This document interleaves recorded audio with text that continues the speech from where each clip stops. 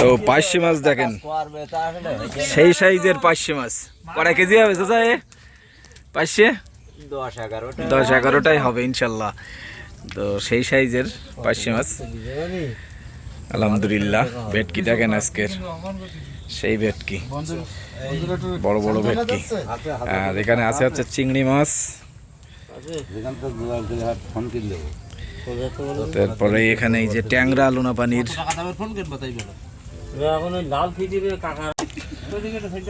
Phone ব্যস্ত কেন? কিনতেছি।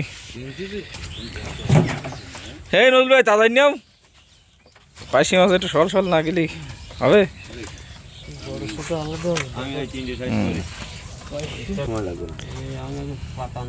আগে চিংড়ি মাছ কোন বেশি না, মনে করিলাম আজকে নিচে যাবো, এবার আজকে দেখি সরু ফাড়ি খোলে, বেশি মাছেরই খোলে নইটি, ওই কারণে আজকে নিচের দিক যাই। তার মানে অতি হয়েছে ভালো, আর খাওয়ার সময় নষ্ট করেনি। তো মেন ধরবার দরকার। হ্যাঁ ওই হোক, নিচে আর যাইনি। তো সকালবেলা গ্রামের যে সুন্দর একটা পরিবেশ আর কি, মানে সকালবেলা মাছ বাছাবাছি, সবাই কিন্তু মাছ বাছা নিয়ে ব্যস্ত। মাছ তাড়াতাড়ি মানে আলোতে নিয়ে যাইতে হবে।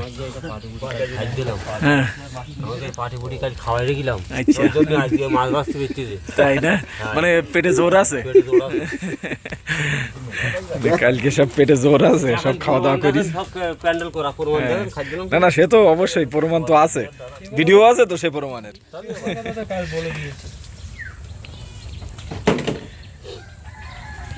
মাছগুলো নিয়ে এসে আর কি বেছে নেওয়া হচ্ছে। আপনার ট্যাংরা মাছগুলো, তেলাপিয়া, মোটামুটি সব মাছ বেছে আপনার বাজারে নিয়ে যাওয়া হবে আর কি। ওতে শুধু রুই মাছ নাকি?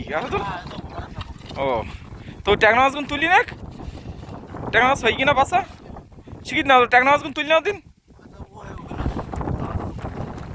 পোনা মাছগুলো তাহলে খুঁটি দিয়ে ট্যাংরা মাছটা তুলি না, ট্যাংরা মাছটা তুলি নাও। ও ওটা দিয়ে না চাষি, ওইটা দাও, ওইটা দাও, ওই যেটা ফাঁকা দিই ওইটাই দাও,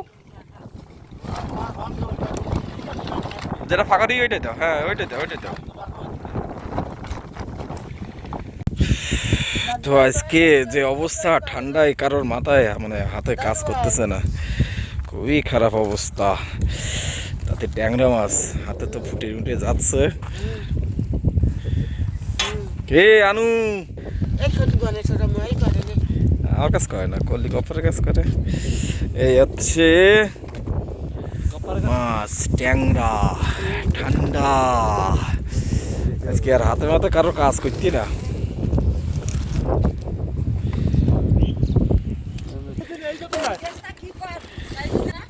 না তাবো ছিয়ে তুমি নিয়ে যাও। এই মাছ মনে করেন সব একসাথে ধরে নিয়ে আসা হচ্ছে, নিয়ে এসে আবার বেছে নেওয়া হচ্ছে, ঢেলে দিয়ে মোটামুটি।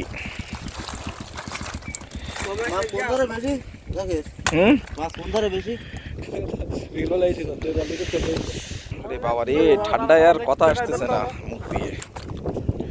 একসাথে খাদ্য না বেশ সময় এমনিই খাওয়া,